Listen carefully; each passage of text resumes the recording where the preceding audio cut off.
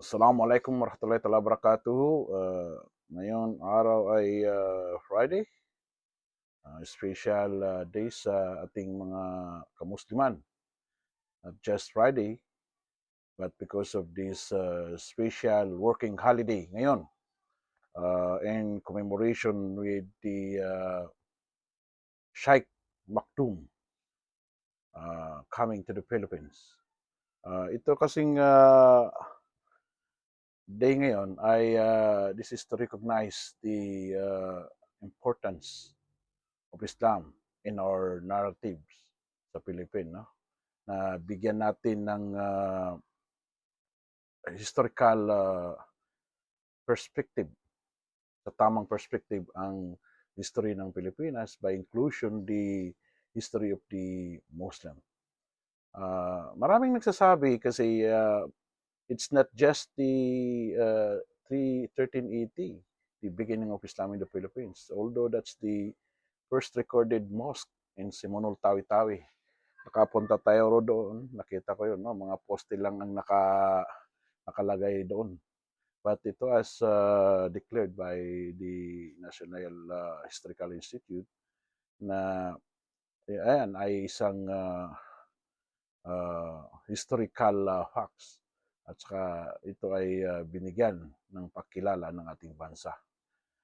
Panahon pa ni Governor Armed Governor Ampatuan, Saldi Ampatuan, sinusulong niya ito at saka nag-invite siya sa mga foreign countries to help the arm develop this mosque. Then ito ay sa panahon ni Presidente Marcos ay nagkaroon tayo ng tinatawag nilang Republic Act 12228. Yan ay ang batas na sinasabing special national working holiday para sa commemoration kay the great Sheikh Maktoum. Tinatawag natin itong Sheikh Maktoum Day. Kasi kung kukunin natin sa picture ng Philippine narrative ang mga Muslims, ay titigil ang history natin sa after before the uh, arrival of the colonialism. Mostly sa mga writings ng Philippine history is during Spanish time. At saka the pre-Spanish or pre-colonial period, ang lalagay doon ng mga historian ay itong mga anito, mga lilit na mga vegans na mga tao. That's injustice to the Muslim who are now part of this Philippine society. Now they have this long history of a great people, they are a great nation, they have this civilization. So the only way for us to rectify and redefine our relationship with the Filipino from Luzon and Visayas is to incorporate us, the Muslim in Philippine history. At saka magiging colorful din ang narrative natin. Hindi mapuputol ang narrative ng Philippine history kung magkaroon at may isali ang history ng mga Muslim. Alam natin, before the arrival of the Spanish, mayroon na tayong Muslim principality sa Manila. Raja Sulaiman, no? Principality sa Manila. So yan ngayon ang kiniklaim ng mga kapangsa natin, ng mga balik Islam, na they are tracing their roots in Islam way back during the time kay Raja Sulaiman sa Manila. Yan na isang magandang isang magandang pagkilala sa ating mga